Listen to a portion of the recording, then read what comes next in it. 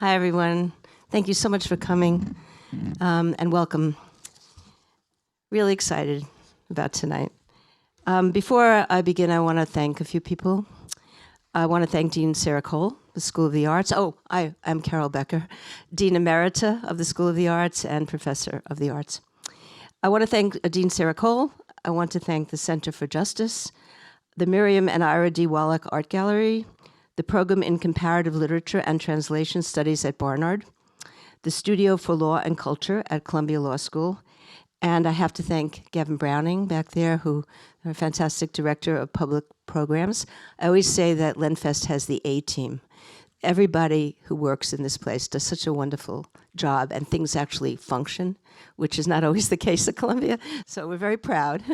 I want to thank Nick Gorinsky and Julia Hahn, who are working tonight. And I also want to thank Book Culture, because on the back of your program, there is a QR code.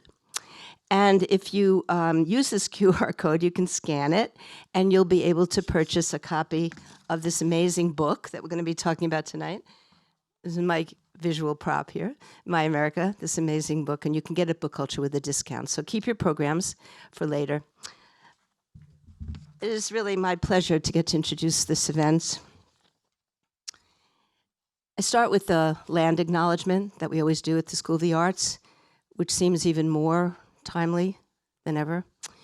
So Columbia University School of the Arts recognizes Manhattan as part of the ancestral and traditional homeland of the Lenni, Lenape, and Wappinger people. And at the School of the Arts, we believe education and the arts are critical spaces to address issues of exclusion, erasure, and systemic discrimination. I think it's a good time to think about how you educate students to think about those issues. So I'm very thrilled, really, to be able to introduce this event in our series, Where Ideas Come From. Diana Matar's work, for me, is a perfect example of the kind of thought process that I originally had in mind when I imagined a public series focused on ideas, their origins, and the commitment of creative people working in all disciplines as they immerse themselves in social issues or a set of creative concerns that they hope to illuminate through an intensive process of research and experimentation. Diana Matar traversed the United States for 10 years, photographically documenting locations where citizens were shot or tasered by law enforcement officers. She herself raises the question, what does it mean to live in a land where the people responsible for protecting its citizens can so often be involved in their deaths? What makes someone, this is me now, what makes someone obsessed with certain ideas or issues and then commit to their representation over extended periods of time? How does that attentiveness, and in this instance, deep sense of social responsibility, lead an artist to challenge past assumptions in both form and content, well aware that society is only ever somewhat ready to face its own contradictions? How do you frame a conversation that crosses disciplinary boundaries? And what does it mean to use a form, photography in this instance, so often associated with landscape, to document what is to be seen, but what is also no longer to be seen? Matar asks, does violence leave traces on the topography where violence occurred?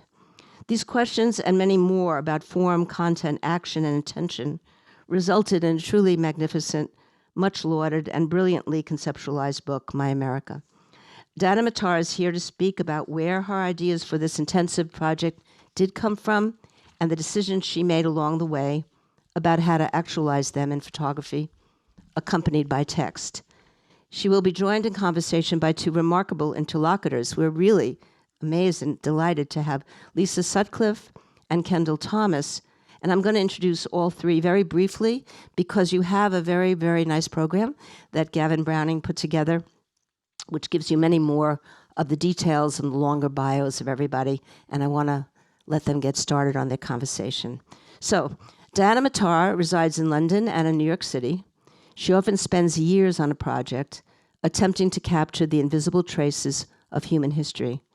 Her photographs explore the role of aesthetics in depicting power imposed upon individuals, nature, and society. Both monographs, Evidence from 2014 and My America from 2024, have been nominated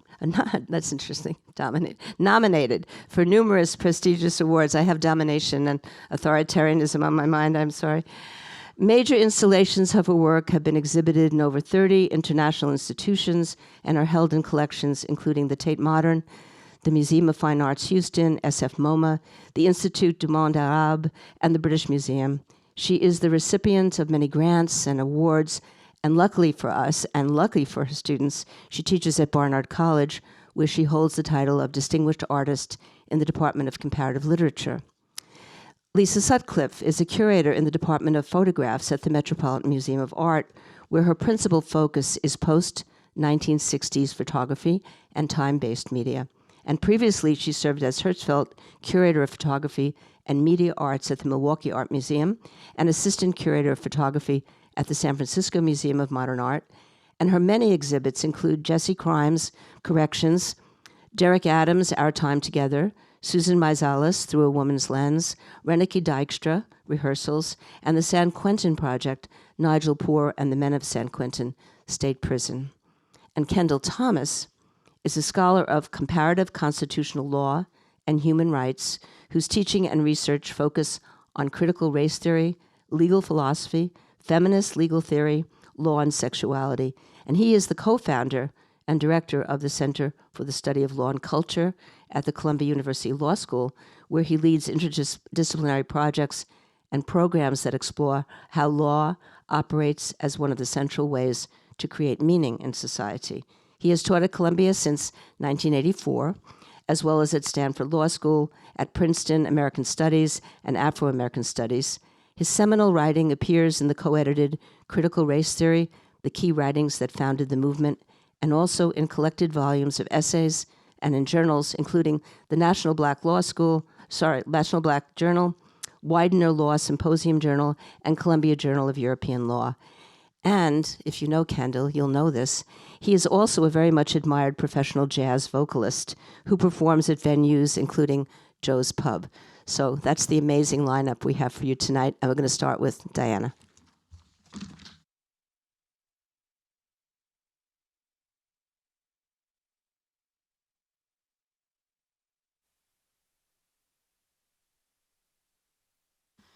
Thank you all for being here. Thank you, Carol, for these wonderful introductions. And first of all, for starting this series, which is such an interesting idea, and for inviting me to be part of it. I really want to thank both Lisa and Kendall for agreeing to be in conversation tonight. I can't think of two people that I'd more rather be in conversation about this work. So I really appreciate you both coming tonight. And thank you all here for coming. Really nice to see many of you that I know in the audience and some of you that I don't. So we're going to start. We can bring the lights down now.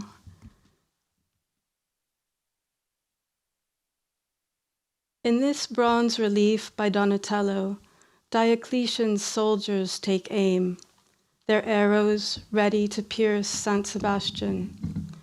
His body is already wounded, yet their bows are still drawn, ready to fire at him again.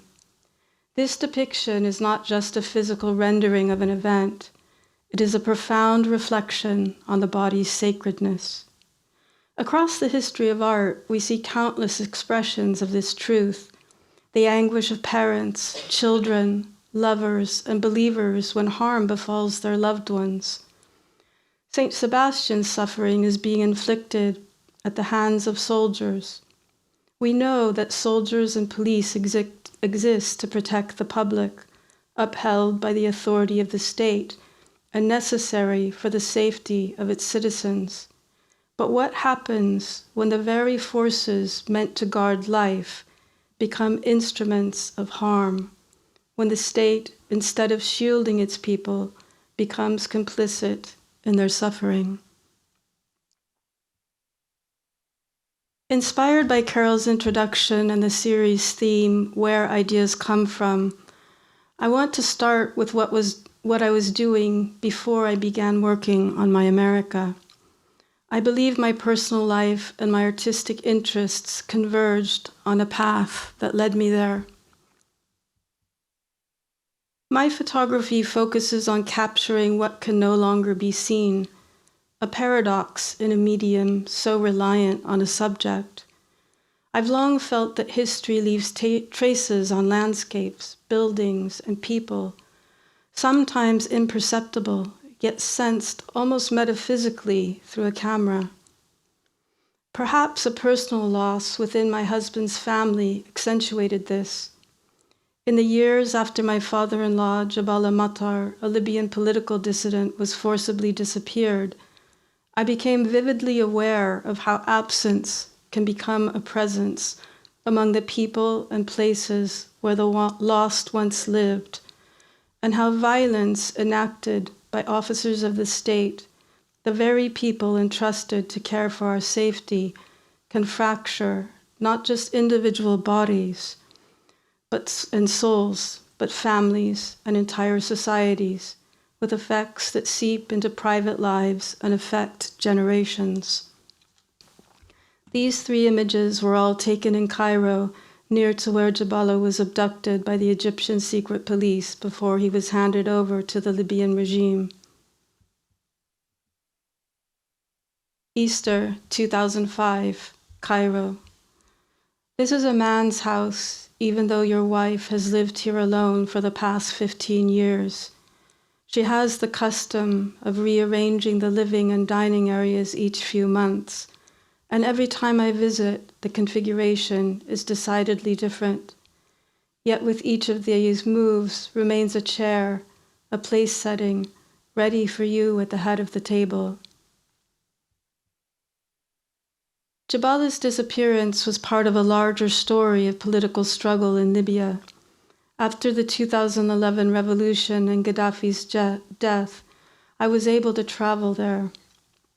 I documented sites where people had been imprisoned without trial, forcibly disappeared, and killed by the regime.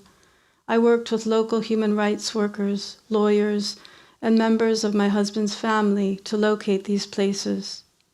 Because the regime had destroyed official records, these sites were often the only remaining symbols of the crimes.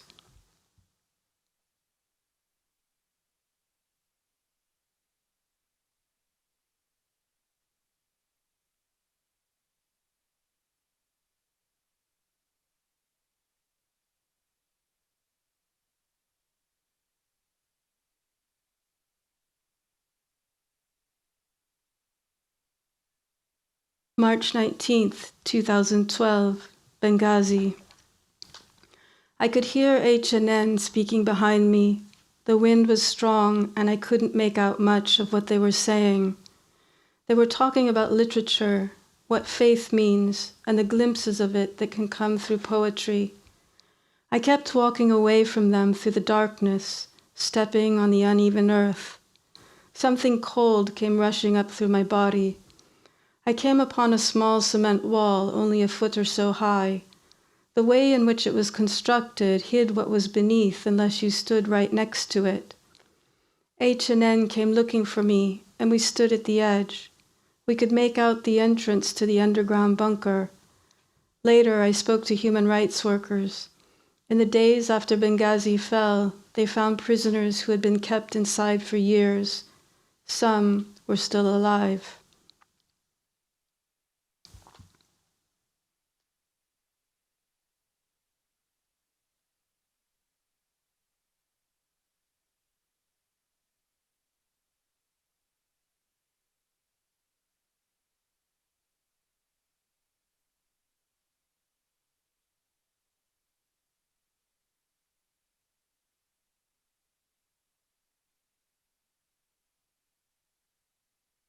The work I created in Cairo and in Libya, as well as Rome, where scores of political dissidents were killed by assassins hired by the Libyan regime, culminated in my book Evidence, published in 2014. In it, I intertwined diary entries with photographs to construct a timeline chronicling Jabala's absence, our search for him, the Libyan revolution, its aftermath, and our eventual realization that he might never be found.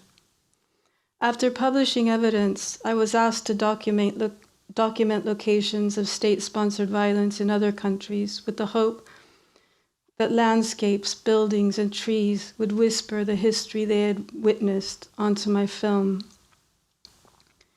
In 2015, the year after the unjust deaths of Eric Garner, Michael Brown, and Tamir Rice by police officers in the US, events that were recorded and widely shared, I felt I wanted to turn my attention to what was happening in my own country. That feeling was not just artistic. It also came from the gut, from the unfortunate knowledge of the complex set of consequences that losing someone through the hands of the state exerts on the family of the one lost. Each year, approximately 1,000 people lose their lives in police encounters across the US. I photographed over 300 sites where these fatal incidents occurred. I spent 6 months researching, examining who the victims were, where the incidents occurred, and how they happened, then made 6 road trips to photograph, focusing on California and Texas, which had the highest number of incidents, and Oklahoma and New Mexico, where officers were involved in some of the highest per capita rates of lethal violence. Then I spent 4 years analyzing the legal outcomes of each encounter, whether they were investigated, if officers faced rulings against them, and how family narratives compared to official accounts. I continued tracking publicly available cases information until June 2022.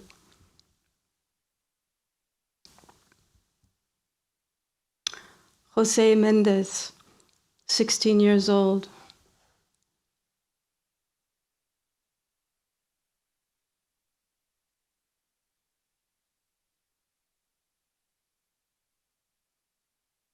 Eddie Tapia, 41 years old.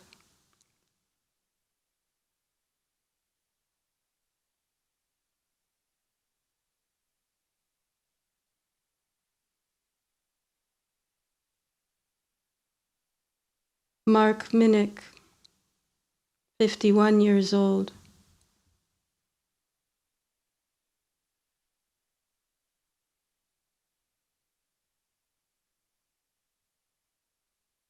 Oscar Romero, 47 years old. Robert Adams writes on the first page of that seminal book on photography, Why People Photograph, quote, "There is still time in the lee, in the quiet, in the extraordinary light," end quote. I left the US in my 30s, already an adult, and have come back to photograph 17 years later. I drive back roads and highways through rural expanses, suburbs, and urban centers. Each morning, I rise early in a motel room and implicate myself into an hour of exercise and meditation, something I'm not as disciplined about at home.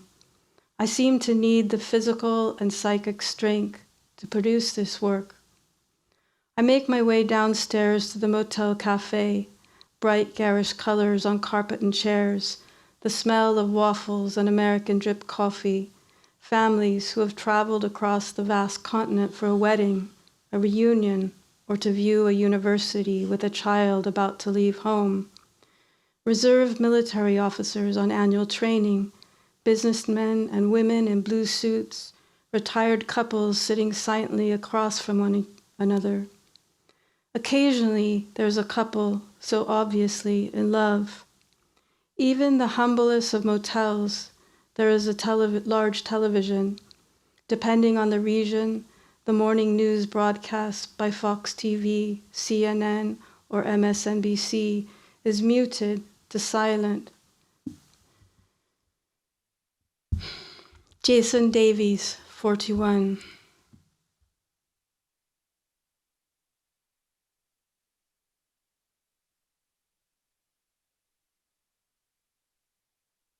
Jesse Romero, 14 years old.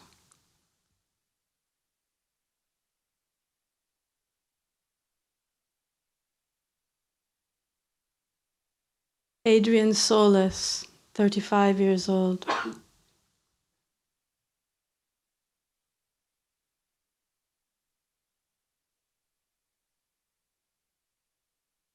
Nicholas Johnson, 32 years old. The United States has the highest rate of officer-involved deaths among the industrialized nations, with an average of 3 people dying daily. U.S. police departments are not federally required to report lethal police encounters to the FBI. Since 2019, the FBI has maintained a use of force database, but participation is voluntary. As of 2021, the latest available data, only 7,559 of the 18,500 federal, state, local, and tribal law enforcement agencies submitted data.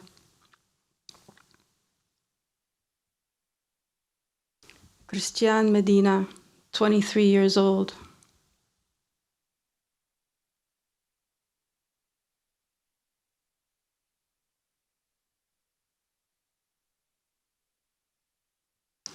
Elias Portillo, 36 years old.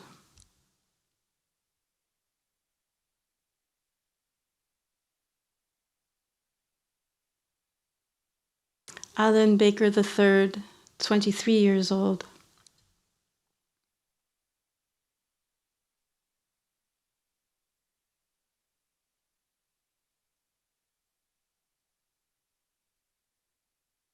Joseph Weber, 28 years old.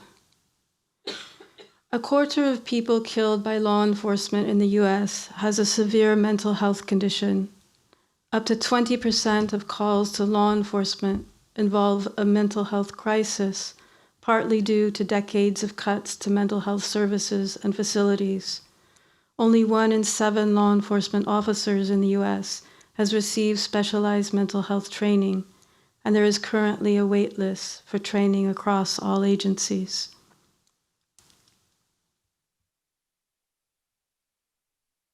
Terence Critcher, 43 years old.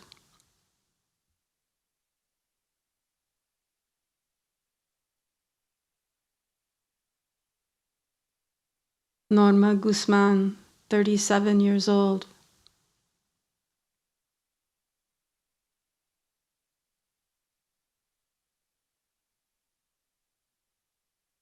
Gary Jones, 36 years old.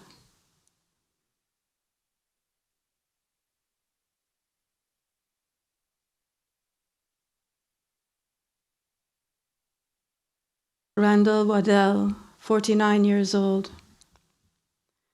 Per capita, Indigenous people in the US are more likely to die in encounters with law enforcement than people of other races or ethnicities. Black males aged 15 to 34 are 9 times more likely to die in an encounter with law enforcement officers than other American males, and 5 times more likely than white men in the same age range. Black Americans who have died in a police encounter are twice as likely to be unarmed as white Americans. Military veterans and active duty service members of all races die in encounters with police at a rate 1.4 times greater than civilians. In the US, dying in an encounter with law enforcement is the 6th leading cause of death for men aged 25 to 29, regardless of race. Michael Pecor, 56 years old. Jose Rodriguez, 19 years old.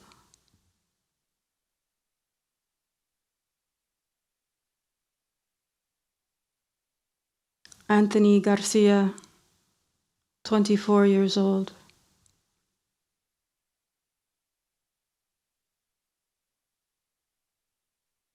In the US, there are approximately 18,000 separate police agencies and no national standards for use of force training. The US has one of the lowest police training requirements of any country in the world, On average, police officers in the US receive less than 6 months of basic training. 58% of people who die in encounters with police are armed with guns. Experts believe the lives of the remaining 42% could be saved by using de-escalation techniques. De-escalation uses non-violent strategies to decrease the intensity of a situation. Training in these methods has been shown to improve communication between an officer and members of the public, reduce the need for force, and reduce lethal police encounters. Moses Ruben, 36 years old.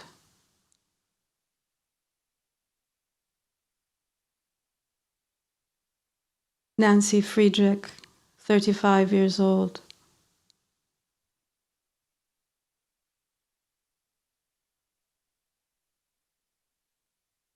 Monique Deckard, 43 years old.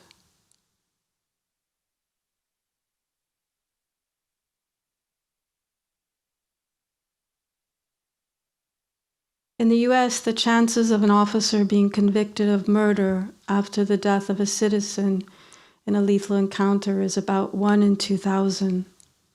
The Fourth Amendment of the US Constitution permits police officers to use force that is objectively reasonable if a suspect possesses an immediate threat to the safety of the officer or others. The US Supreme Court has interpreted this to include situations where an officer has a reasonable fear of injury or death. This broad interpretation has made it difficult for juries to convict law enforcement officers of excessive force, manslaughter, or murder, as there is no clear legal standard for what constitutes a reasonable fear of injury or death. Miguel Martinez, 18 years old.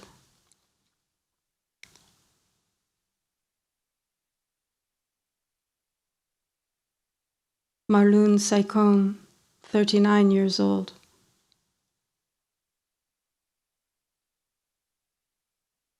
Ernesto Gamino, 25 years old.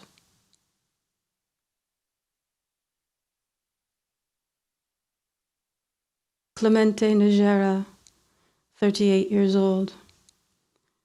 The US has a population of 333 million people. It has 393 million privately owned guns. Although Americans make up just over 4% of the global population, they own almost half the world's civilian firearms. Over a period of 40 years, 13.2% of all global deaths committed by law enforcement officers on their own citizens and within their own borders occurred in the US.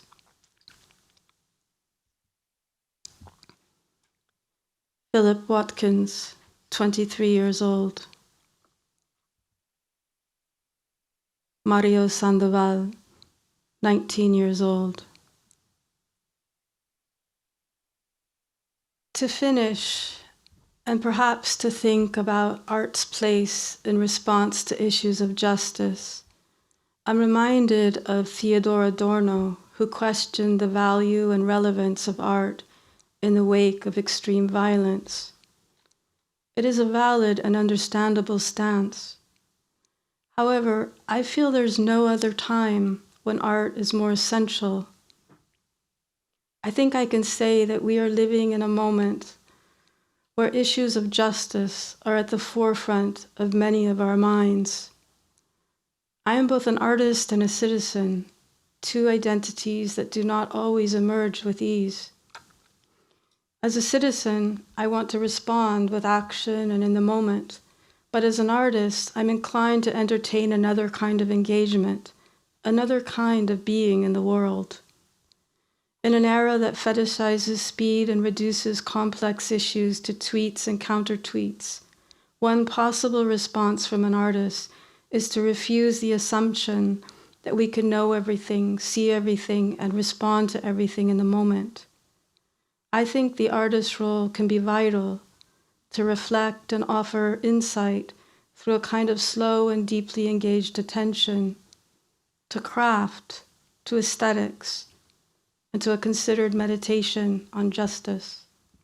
Thank you.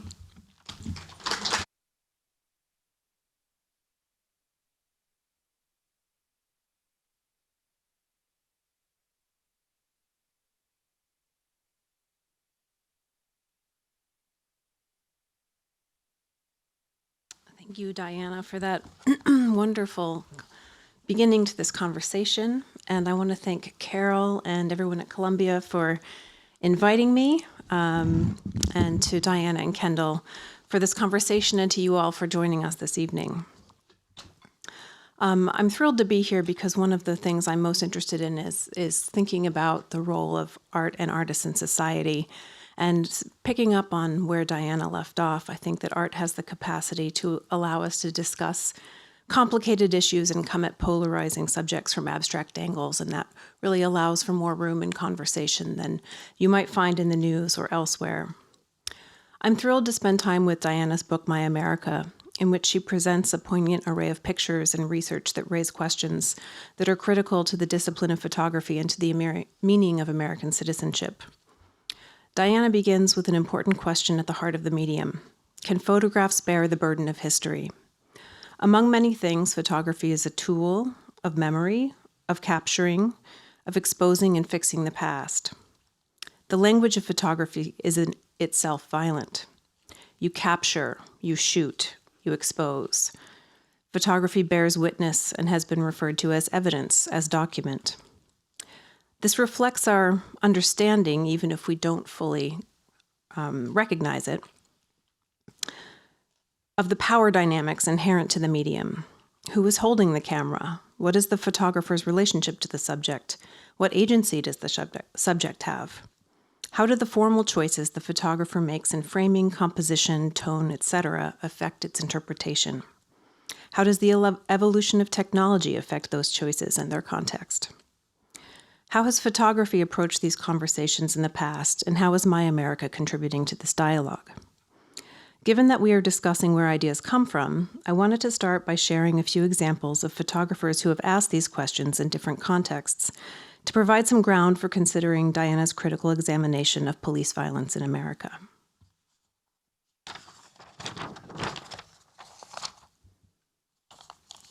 So we're going to start out with one of Columbia's own. Louis Hine was a Columbia-trained sociologist who gave up his teaching job in 1908 to become chief investigator and full-time photographer for the National Child Labor Committee. The mission of the NCLC was to protect children from exploitation by American industry. Though his photographs appear to be straightforward, unemotional documents, they were actually carefully composed to suggest injustice and arouse empathy. Hine saw photography as an enactment of progressive values, and his unromantic photographs focused on information gathering in an attempt to sway public opinion and change laws. Hine utilized skills and tricks, often posing as a salesman to talk his way into the factories where children worked. He often hid his camera and made pictures through buttonholes, and took great pains to make notes through interviews with the children, which would inform his lengthy captions. Here you see a girl working at a factory, and the information he gathered about her is in the caption, is sort of the title of the picture. Addie Card, 12 years, spinner in North Pownell Cotton Mill.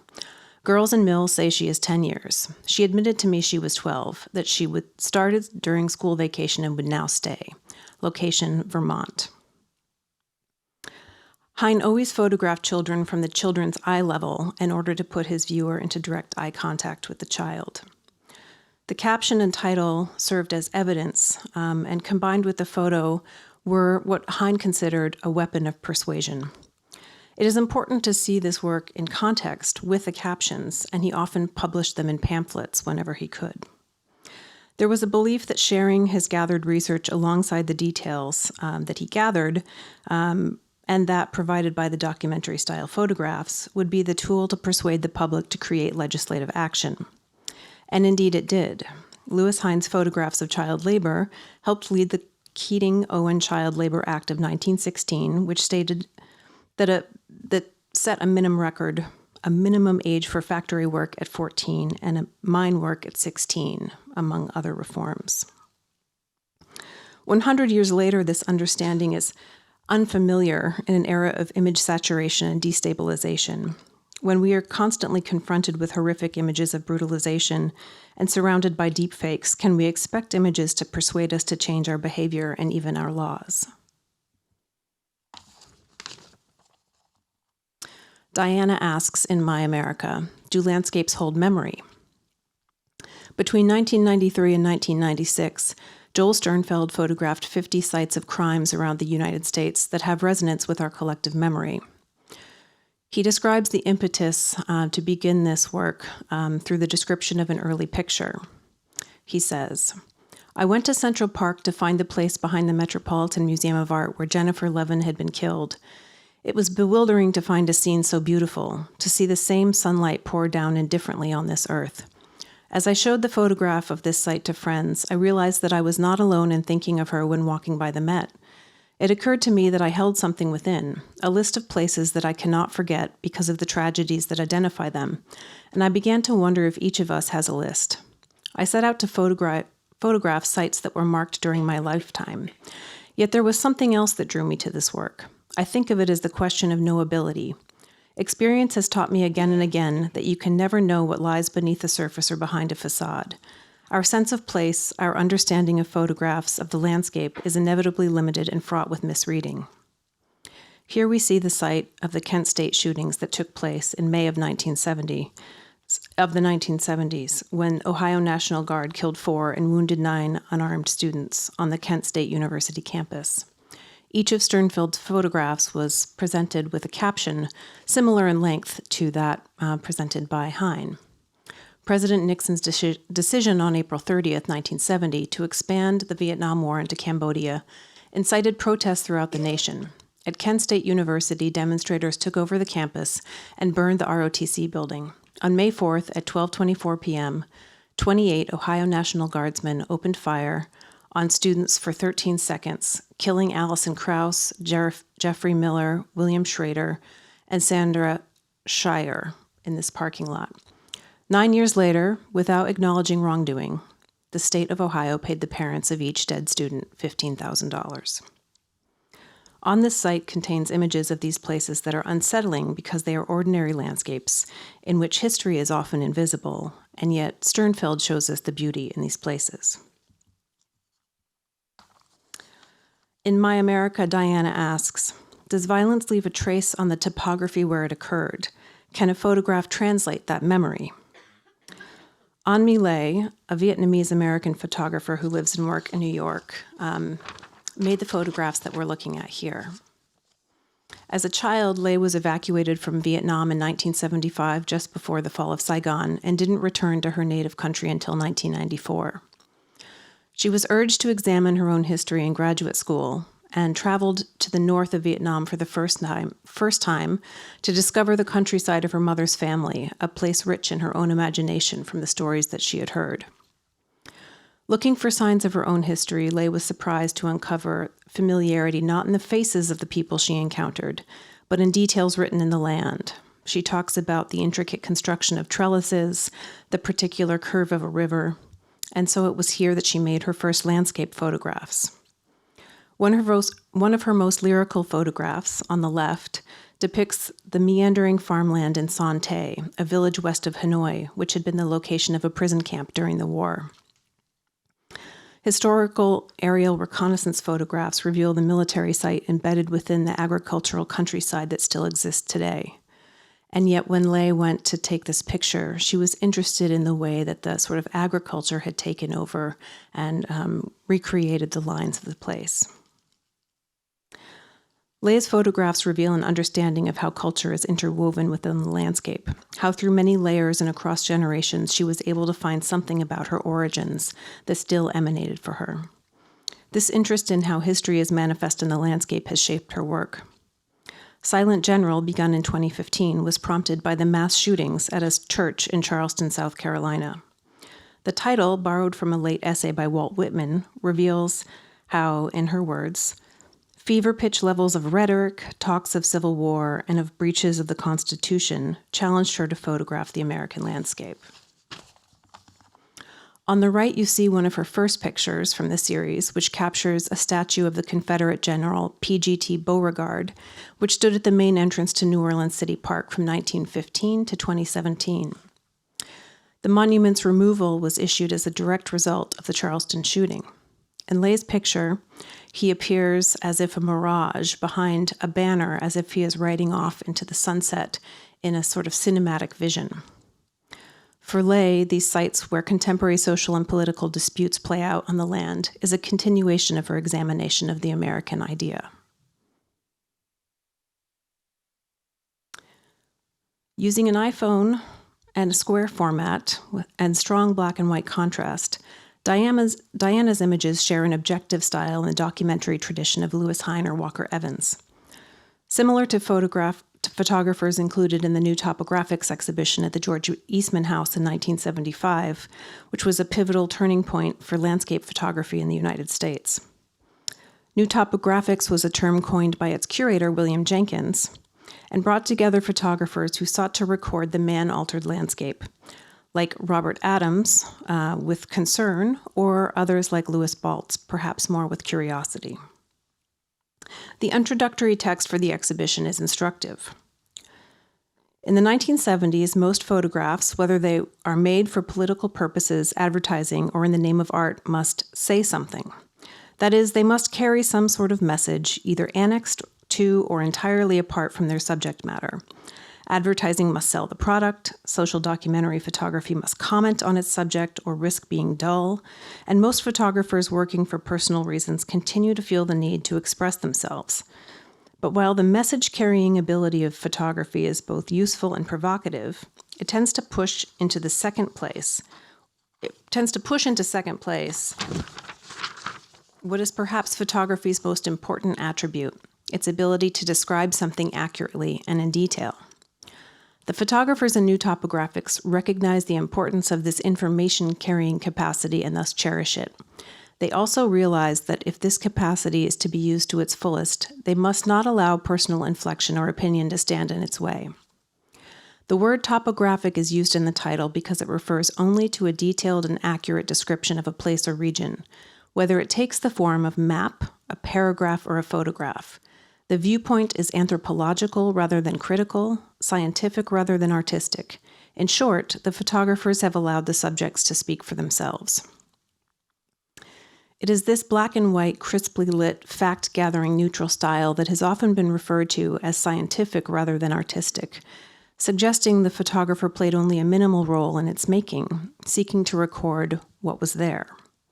If we recognize this as a style, perhaps we acknowledge its ability to signify objectivity, both in order to convey information and to prime the audience to receive it. I look forward to talking about Diana's choice to follow in these footsteps, using an iPhone to make black and white images that allow the sites to speak for themselves. In My America, Diana is not recording human alterations in the physical landscape, but in the way we are altering the collective body of Americans who live on this land. I was struck by the in-depth research Diana conducted, similar to the work of an investigative journalist, to find the exact spot where each victim was killed, his or her biographical details, the legal outcomes of each encounter, and the statistics that help bring these facts into focus. I think that context she provides alongside the images are key to understanding the work. The accumulation of these pictures together with the context Diana provides emphasizes the ordinary nature of these extraordinarily common sites. Emphasizing that these sites do not become memorials was something that I was particularly struck by, and that, in fact, they perhaps reflect the cruelty of our ignorance and the way it has become normalized in our society. The title, My America, becomes personalized, as if a personal exploration of the place as it is at odds with the cold, hard facts of police brutality. It reflects Diana's role as an American in this history. Finally, Diana asks, what does it mean to live in a land where the people responsible for protecting its citizens can so often be involved in their deaths? I wonder, in a democracy, faced with such violence, what is the responsibility of the citizen? Are Diana's pictures hopeful missives urging us to question the system that has produced such violence? Or in their extraordinary banality, are they indictments, revealing a country in which its citizens are complicit in the systems that we have normalized? I look forward to talking about how photographs can act as forms of evidence and expression, monument and memory, their use of beauty and ambiguity, the ways in which they convey information, and the inherent biases we bring to them, both as photographers and as viewers.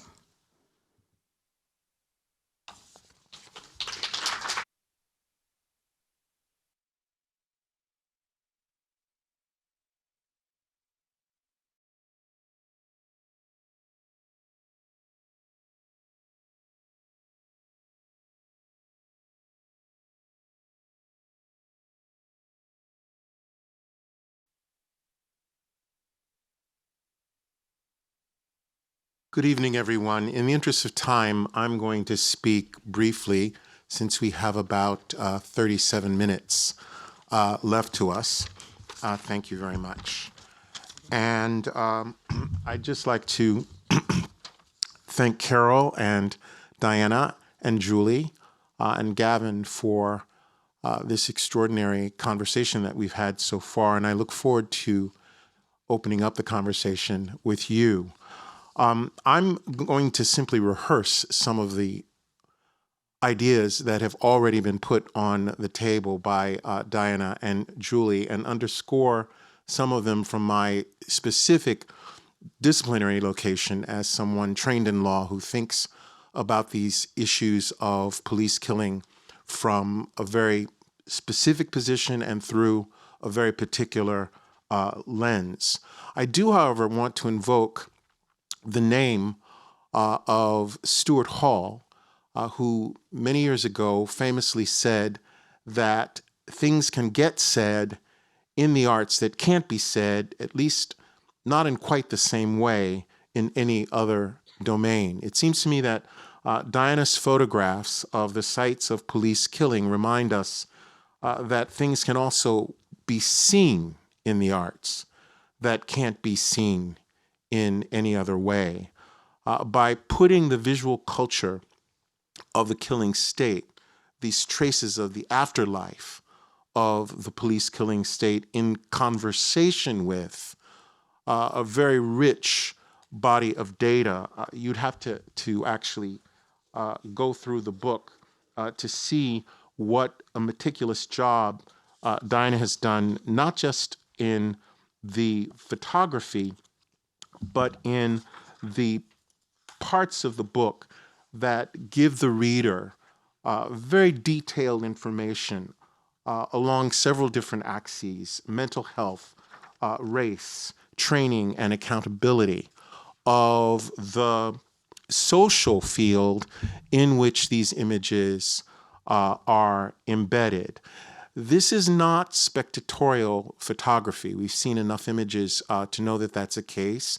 As Julie has pointed out, and as you have seen, all of the images are in black and white. They appear on some level to be in conversation with the traditions of forensic photography, whose purpose is to document within the narrative of a certain kind of realism, an event or place. But these photographs taken, as Dinah said, of some 300 sites bear the names on each page, and where known, not the age, you've been given the ages tonight, but the birth year and the death year, right? Of the people who lost their lives in these places that you're looking at to police violence. Dinah euphemistically uses the phrase lethal encounters with the police, but I think one of the things that the book complicates, messes with, is this idea that the language of the state, this is official language, lethal encounters with the police, that the language of the state obscures and gets in the way of our seeing the human dimension of police killing in ways that I think the book brings home quite powerfully. So we see the names on each page, the year of birth and the year of death. Jackie Brand, Gilbert Vanderberg, Charlie Africa Cunang, Norman Guzman, Elias Portillo, and in the final two photographs, I wish you'd shown one of the two of them, unknown male, right? And it is that cipher, that absence, which I think opens up at the very end of the book, in the final two pages, opens up the question of our implication, right, in the visual field of police killing, because these are killings that happen in our name, right?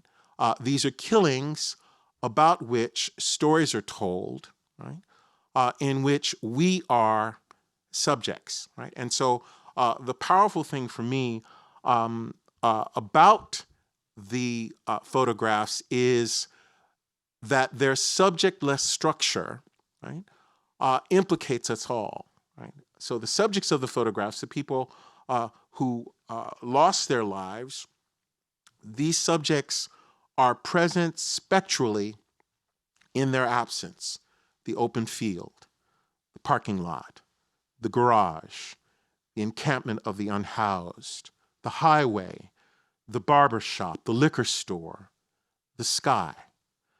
Matar notes in the book that only 7 of the sites had any sort of recognizable memorial: flowers, photograph, graffiti, right? And she says that something about these lives not being recognized, even on the land itself, upset me most. That time continued without any indication of what had occurred. As a nation, we weren't taking stock.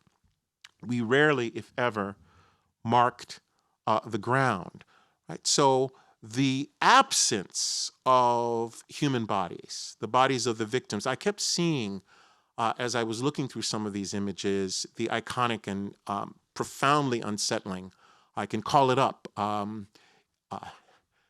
a moment's notice. I was there recently in Ferguson, but you all saw that photograph of the body of a dead Michael Brown lying for some 4 hours in the street of Ferguson, Missouri. Now imagine that the people in Texas, in New Mexico, in California, in Arizona, in Georgia, this month, 10 years ago, on March 9th, Anthony Hill, a 27-year-old Air Force veteran, was shot and killed in Chamblee, Georgia, while unarmed and naked. I don't know who witnessed that killing, but in many instances, these killings are, as we've seen, in public places, and they take place in full view of the public. This afternoon, before I came here, I watched the edited New York Police Department footage of the shooting in September of a young man who entered, exited, and came back into a subway station in Brooklyn with what appeared to be a box cutter. And several other people were shot, right? So it is the utter banality, right? Julie used the word banality, the utter banality of police killing and the sheer taken for grantedness and normalization of police violence that is, I think, seared in the memory of residents in small towns and cities throughout the country. But Diana gives us, through her practice of a kind of slow art, a context for understanding these images, not just the names, not just the year of birth and the year of death of each of the persons who she memorializes in her photographs, but data which gives us context. She mentioned some of these facts. The United States, as she told us, has the highest rate of officer-involved deaths of any industrialized nation. On average, 3 people in this country are killed every single day in the course of encounters with law enforcement officers. She told us that per capita, and this is something given the over-identification of police death with people of African descent, it is in fact indigenous people in the United States who are more likely to die in encounters with law enforcement than people of other ethnicities and races, thus underscoring the continuities between contemporary police killing, that is by social actors, who represent the government through an agency that did not exist, has not existed really for, in historical terms, since the founding of the country, but which it seems to me follow in apostolic succession from the founding of this country, which was a project of genocide. Right? And I think it is very important to understand that the process of killing, of state killing, actually is not just coterminous with the birth of the American Republic, but is the foundation on which the American Republic rests. It defines the U.S. state as a state. And even though the police as an official agency comes sometime after the founding, I think it's very important to understand that the work of the police and the uses of what we in constitutional law call the police power, that's the official term, the power that each state has to protect, this is the mantra, the health, the safety, the welfare, and the morals of the people within its jurisdiction, is founded in lethal violence, right? And there's something about seeing these images in the absence of bodies, the absence of the active presence of the state, which I think underscores the ways in which, and this is something we saw over the weekend, the state is present everywhere, right? The police state is present in this room at this very moment. And wherever the police state is present, so too is the possibility in a split second of lethal violence, right? And the power of the photographs, it seems to me, reposes in powerful ways, in striking ways, on the ways in which that violence inhabits the space just beyond the border of the photograph. And the context that Diana gives us in the book drives that home in a powerful way, but it makes us do the work. It makes us do the work. We have to tarry with the photographs as she gives us this accreted data, the names, the year of birth, the year of death, and then the larger sociological landscape in which these landscape photographs is embedded. So this is a very different project than, for example, the extraordinary series by the photographer Lucinda Devlin from 2000, the Omega Suites, which are these meticulously and formally quite stunning color photographs, not of the landscape of police killing, but the machinery of administrative death that is associated with the death penalty in the United States, right? So I kept seeing in my mind's eye the visual field in which it seems to me this project is in conversation, right? So the administrative death of the death penalty is, for me, very much connected to this black and white quotidian landscape in which we don't see death, we don't see police killing, but where it is none the less present. We're seeing images, in other words, of the afterlife of death, but from the point of view of the ordinary citizen, right? Because unlike the death chamber, unlike the prison, the spaces that Diana is documenting are spaces of civic and social freedom, right? And to think, to be forced to think about the presence of state death in the midst of, in these very sites of civic freedom, makes them, for me, all the more powerful, and confronts us with the jurisdiction of art. Diana was talking about the fact that she is both an artist and a citizen, two identities which she told us don't always sit together easily, but I think the productivity and power of the work derives precisely from that sense of unease. It's an unease that I think is crucially important to your vision as a citizen artist, right?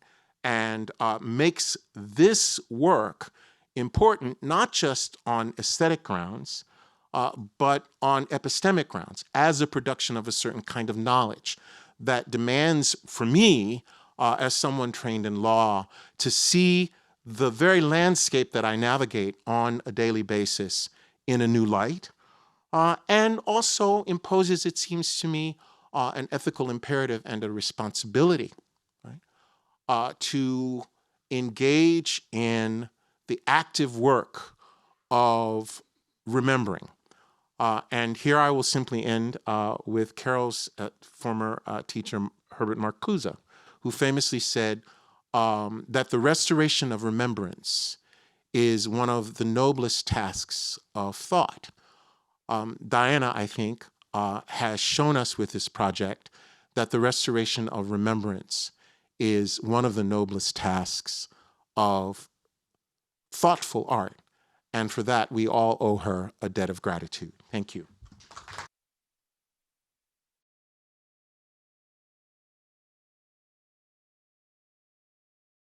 There were so many great threads we can pull on there. I'm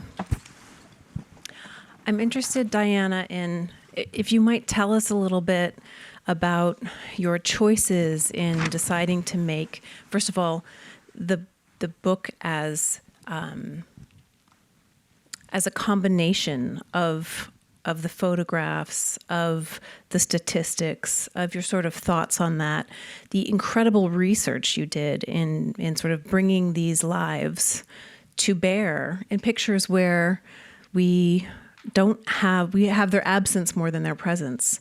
And maybe your formal choices in how to make those pictures and how to unite them with the research that you put together in the book. Thank you. Yes, well, I began this work not thinking I was going to do all the research. I had to do the research to find the locations, and that took quite a while. After about 3 years of photographing, I met with a publisher, and we both had this feeling that this was an important document. I think we both felt the real weight of what I had done, and that it would almost be a dereliction of care not to give more information.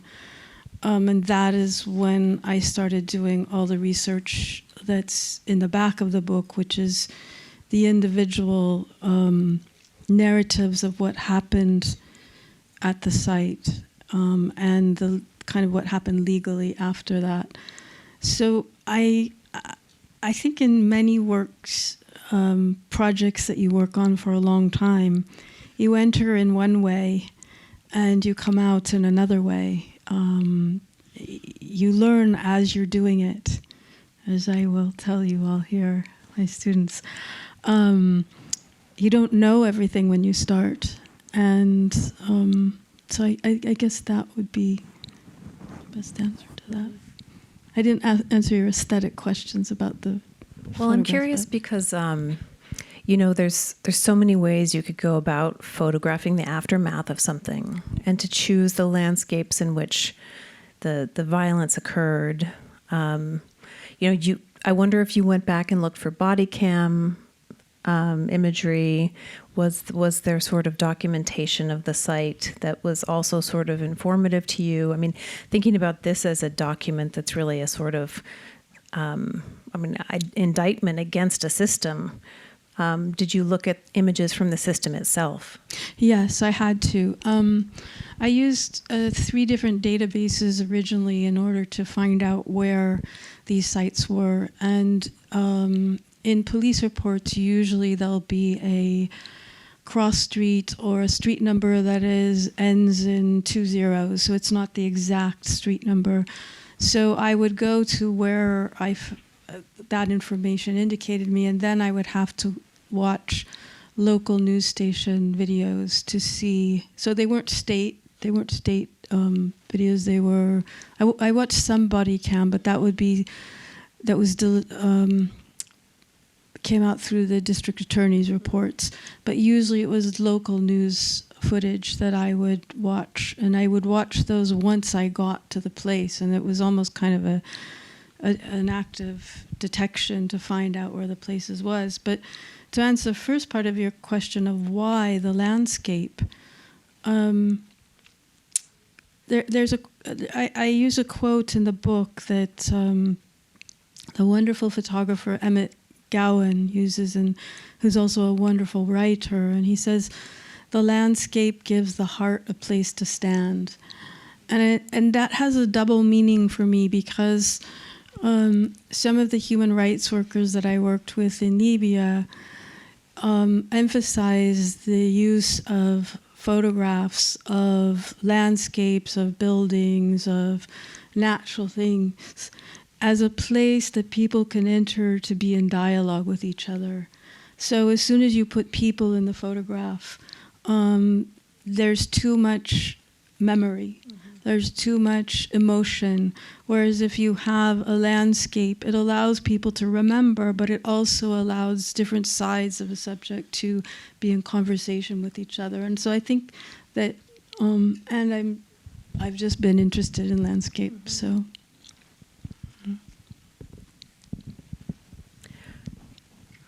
I wanted to ask you to say a few more words about the very provocative idea you introduced in your remarks. You were talking about evidence. Yeah.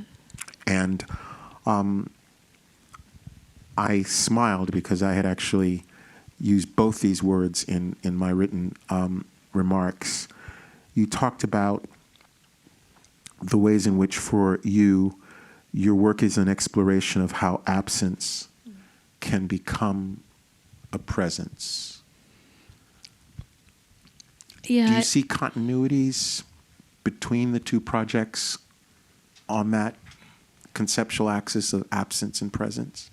Yes, I think when I was speaking about absence and presence, I was speaking more from a personal point of view, and what the tragic and unfortunate event that happened within my husband's family of his father being disappeared, and how the presence of his father, who I never actually met, was so vividly there. And I think that personal, how do I describe this? I know that it affected my photography. I mean, I was a photographer before that, but it really affected the sense, and it is something that's in art. We talk about this absence, presence thing, but I really felt that. I think the the work that I went on to do, both in Libya but then in other places as well, was really a kind of, I don't know, just wanting to kind of suck out of places the history of what's happened within them, because that history is living, it's affecting the people. So I don't know if that answers your question, but...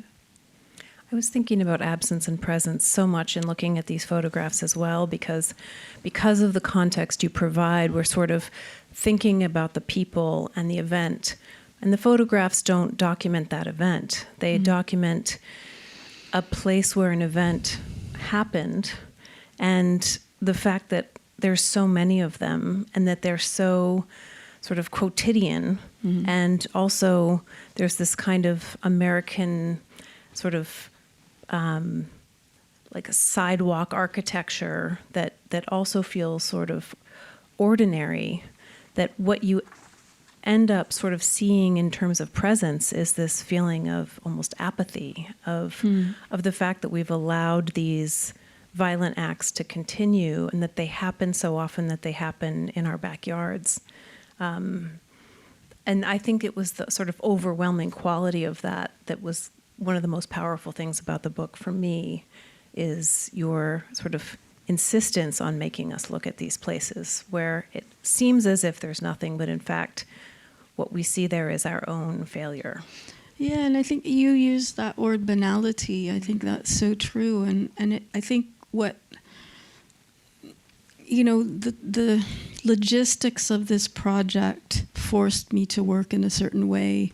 I'd always worked with film, shooting in the morning and the evening when you get these long exposures and you have a kind of a real emotion that comes through, a stylistic emotion that comes through the work.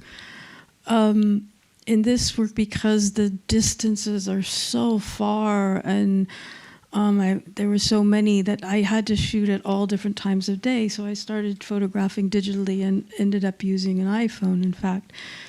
What that did is it changed the relationship, I think, and the meaning of the work. And what came across was the banality, the matter-of-factness of what happened, how it happened, where it happened. And I think that is the thing that is the most disturbing and sad, and what it says about America, I think, about that aspect of America. I think we can open up the floor to questions. Are there questions here? There was a request, I believe, that you wait for a microphone because the event is being recorded. And we also want to be sure we hear everyone who might have a question. I'm sure there's students who have questions. Of course, we're all students. Thank you. So thanks very much for all of your presentations tonight. I'm now grappling with this idea of memorializing absence. Can we memorialize absence, or is that something to memorialize? I'm still trying to figure that out.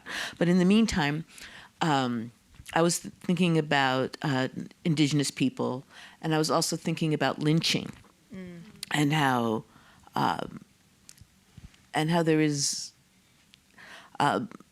there are people now who are memorializing lynching sites, and so human beings have a need to mark a place,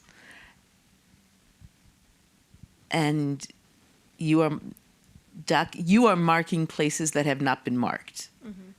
So I'm thinking out loud with a microphone in my hand. So is that what's next? It's hard. Am I asking you to predict the future? If we are now marking sites of lynching, will we be marking sites of police violence? Should we be? I guess that's really a question. There's the question, right? Should we be, or is is memorializing the absence more powerful? Like I said, I'm thinking out loud.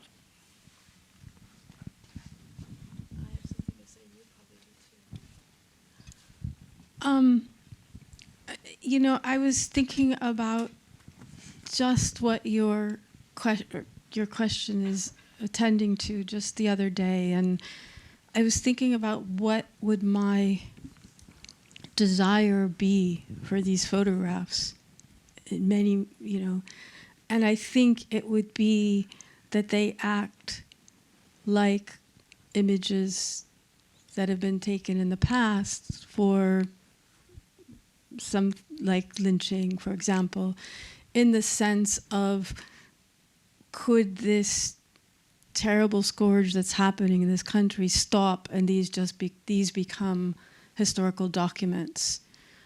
I don't know if I'm making sense there, but that there is, I think, a validity or a value in photographing places where these events have happened, even if the photographs right at this moment don't cause any change. I think there's value in doing that. Does that make sense? It makes absolute sense. I would simply add that there is an affective dimension to memorialization. You said that perhaps it comes out of some human need. I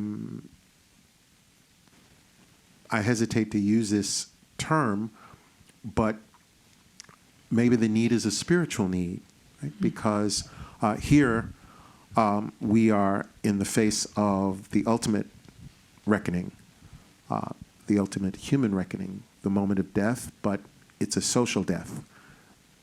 Let's say it's a physical death, but its cultural meaning is embedded in the fact that, in the case of lynching, it's part of a ritual.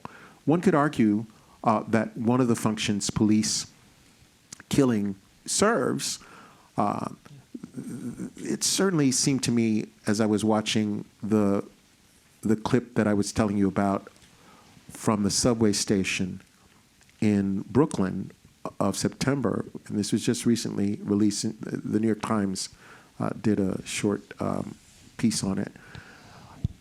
There was an element of the sacrificial about it, right? And so there's that.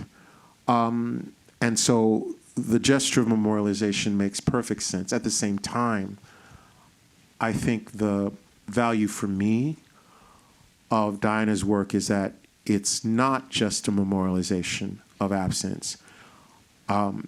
It is very much an educational project. There's teaching going on here. And so the book, it's not just the photographs, it's the book. And if we think of the book as an integrated work of images and ideas, then it's a toolkit, it seems to me, for identifying, that is recognizing, and one would hope at some moment yet to come, addressing the problem of the overuse of violence as a way to solve social problems that very often have nothing to do with violence. I mean, you pointed out that, a family calls the police to deal with a member of the family who is mentally ill. The police arrive, and in 10 minutes, that person has been killed, right? That happens all over the country, all the time. And so I see the value of this work as an aesthetic object, but as I said, also as an epistemic and an ethical object. And what I didn't say and want to underscore now is that what ties those three projects together is that it is trying to contribute to it is contributing to the solution to the woeful problem of civic illiteracy that we all have about police violence, which banalizes it and makes it seem normal. There's nothing normal about 3 people being killed by the police in this country every day. I'm sorry, there's just not. And I think that's what makes the work so impactful, and that's the role of art in our society, is to ask us to look at things that we might not want to, and to look at things in a way that you have done here, is to put together not just photographs, but all the statistics, and try to humanize, to some degree, the people and the experiences. And I think that's different than what a sort of legal document can do. Mm-hmm. So you've created a document that is sort of a comprehensive understanding of this epidemic that I think can help people to not just be educated, but to wake up, maybe, to what they're not looking at.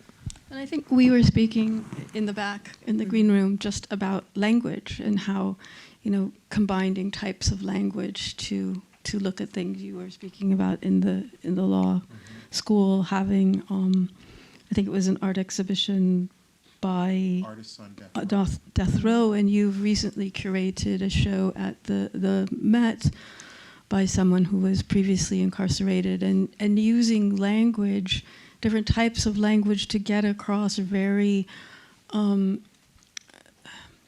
issues that have to do with confinement, with what we think of as the opposite of art. I mean, I think of art as the way of being expansive in this world, of not cutting things off.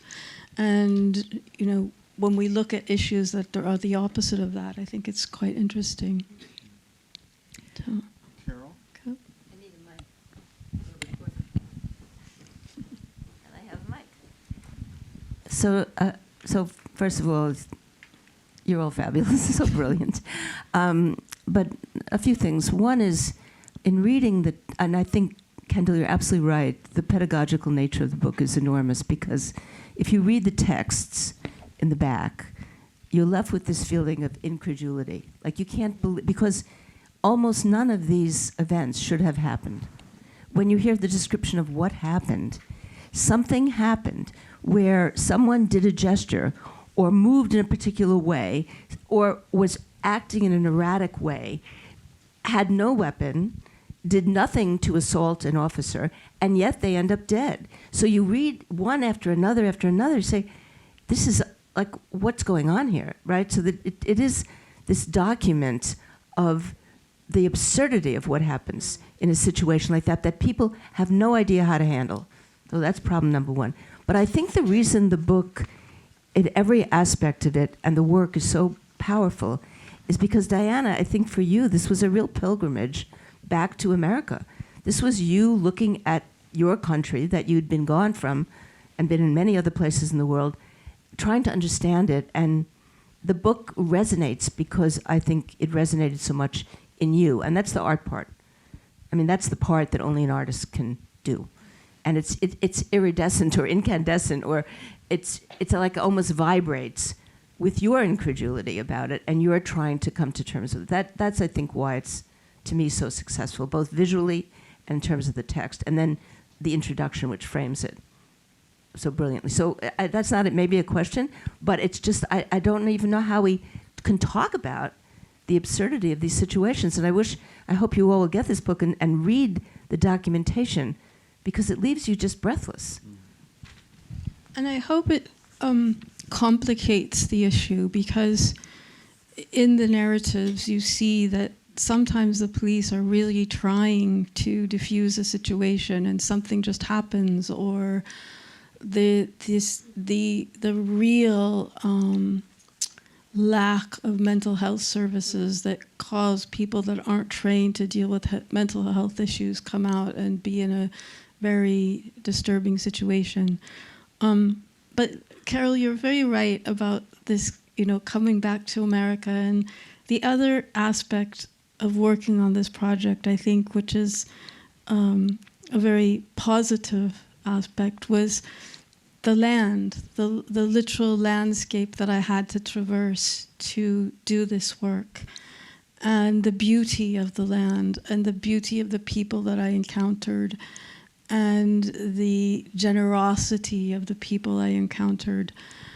So it was a book that gave me, or a project that gave me both a time of being in beauty and also of looking at very difficult things. So, of my country, our country. And my question's two parts. One from what Kendall discussed about private nature of some of the incidents. How much of that did you go in anyone's home that the incidents occurred inside of a residence? And so did you have interaction with the families of the victims or any of that? And then the second part was any interaction with police or other public walking up to a site that's so, well recognized and people wondering what you're doing? In one sense, no to both of those. I didn't go inside any place. I was looking at the addresses. So these were not necessarily the physical spot where somebody was killed, but they were the exact address where someone was killed. I didn't speak to families of the victims. I spoke to quite a few family victims groups, and I got a lot of information actually of how to portray the information. Originally, I wasn't going to put the names. I wasn't sure that would be respectful, and pretty much 99% of the people that I spoke to that said no, put the names. And the second part of your question was, did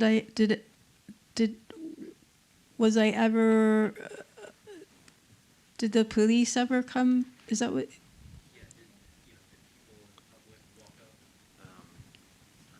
Oh, and ask me what I was doing? Yeah. No, not once. Okay.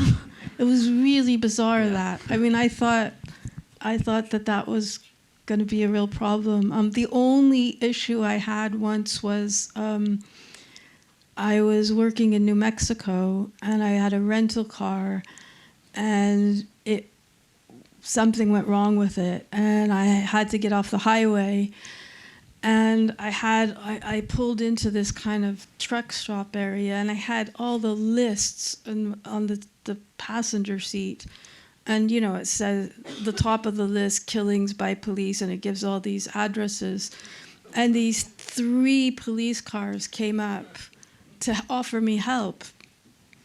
And I got very nervous, actually. I got out of the car so they wouldn't come to my window. I stood kind of between them and the window. So that's the only time that nobody ever came, because you have to remember, I was going between 1 and 3, 4 years after the events occurred. I was going to these places. So Yeah, thank you. I think what was most striking for me was so many of these places seemed so familiar, and it was incredible that it was also my America. And I think my question has to do with how I felt viewing the project. I think since I was a child, and especially in my teenage years, I've witnessed a lot of violence, and a lot of these sites are things I've seen, and especially the concrete, the splatters on the black splatters, they're so familiar, especially the California ones. And I think I've learned to walk quickly and not feel emotional. And this was a confrontation of that, and seeing all those things and actually revisiting my own memories and walking in those places one more time. So my question kind of has to do with your pacing.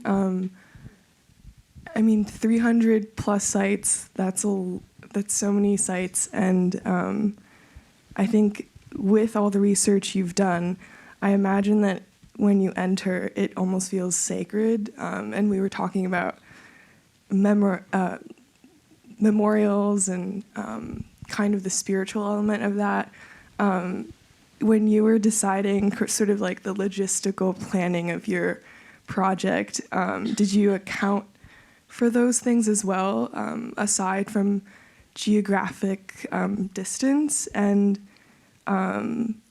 did you try to place yourself in an emotional state, or was it more like you allowed the space to speak for itself, and did you just sort of have the resonance come to you? Such good questions. A bit of both. When I arrived to the addresses and I needed to find the exact address, I would be watching videos. So I would be in the car and I'd watch them on my phone. And I think what this did was, of course, it gave me information, but it also reminded me each time what happened. And what it meant is when I left the car and I got out to start shooting, I was really primed to be in a state every single time, because you could imagine doing so much of this that you would just get kind of immune to this state. But by doing this every time I got out of the car, I felt like I was walking on, I don't know, like sacred ground, or on like you do when you're in a cemetery. You're aware that you're walking on, somebody's remains. And I did so much research for this before I started shooting, but once I was shooting, I tried to forget all that.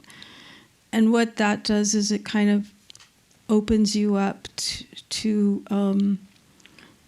be able to listen to the space, to be attending to something in a kind of silence. And I think that silence lets the space speak to you. And I often would talk about how when I'm out on the road, I have to open up this kind of other sense that I can't have in my day-to-day life because it's too perceptible. Too much would come in, too much. It's dangerous.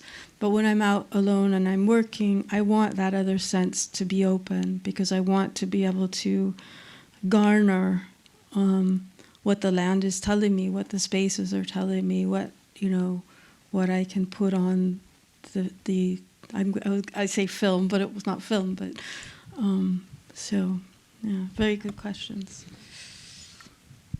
I think we have time for one more question. There's a question in the back. Yes? So thank you all for speaking here today. I really appreciate it.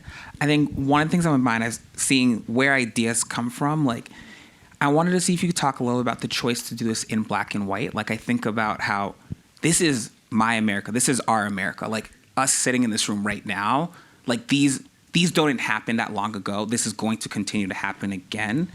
How do we grapple with that? And like, when we think about things in black and white, it makes it feel so in the past when it can be in our present. And I'm curious, with the release of My America, where do you think the ideas go from here? Should we think about that as we go forward as a society and as people together in this country? Yeah, great questions. The black and white aspect was because, originally I had some of the images in color, and I wanted the black and white because we do, just as tropes, we think of black and white as looking into the past. And I am coming to these spaces in the past, so 1 to 3 years after they were. So I wanted that trope of this is looking backwards in the past. But originally I included about 10 images in the book. So the book has 110, not all 300 images. That just would be too much.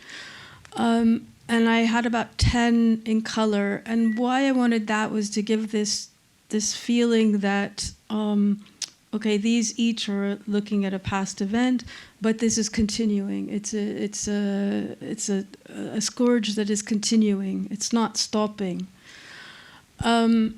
we decided not to, for a lot of technical reasons, that wasn't going to work. To your question about what we do from here, I don't think I'm the person to answer that. I think we in this room are the people to answer that. I think I think that photographs have a place in documenting these things. I think that I don't think they change the world. I don't. I think law changes the world. I think laws that are adhered to change the world. I think in this Photographs can change public opinion.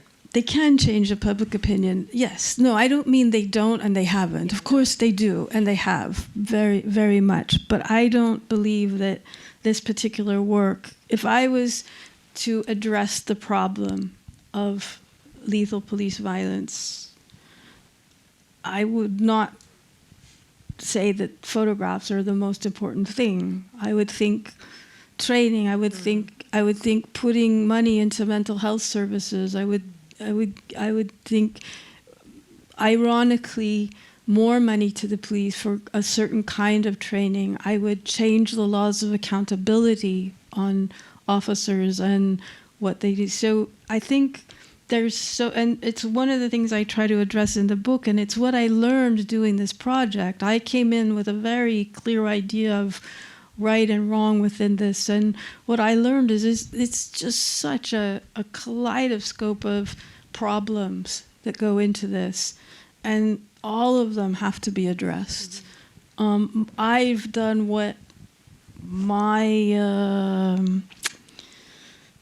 the reason I'm in this world, I feel, is to make photographs, and that's what I've done. But I think we all have a part to play, and I think it's a problem that, like many issues of justice, that everyone is involved, and that is the title in this. The reason why it is My America. We think of kind of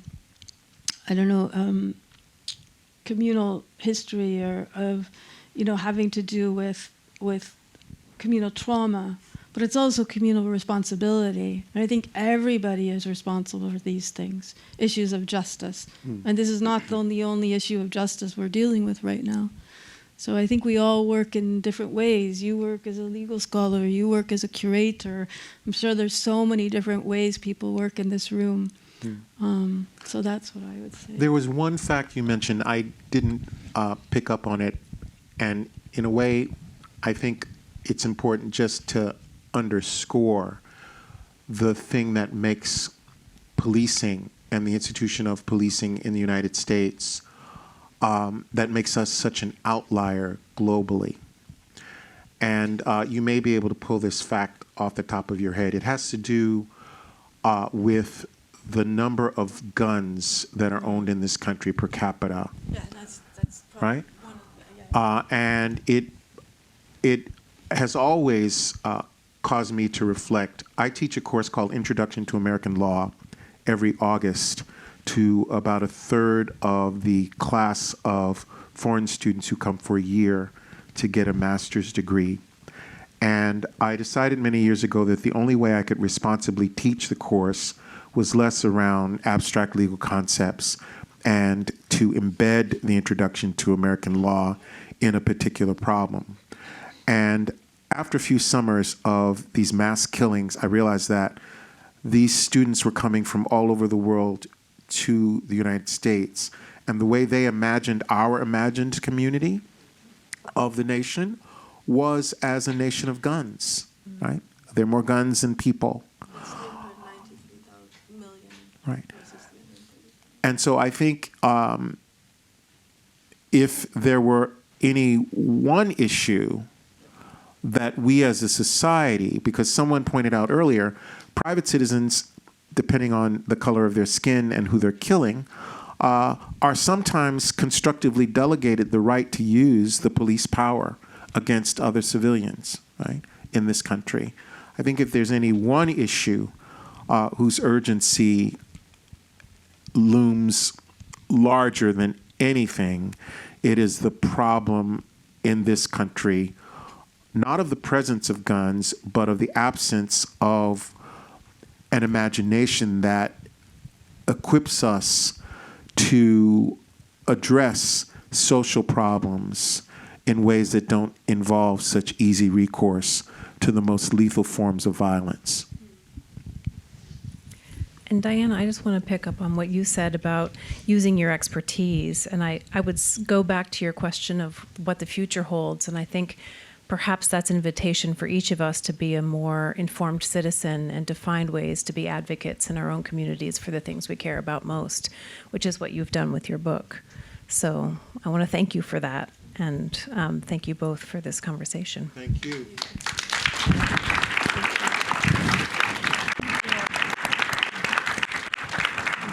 Good night, everyone.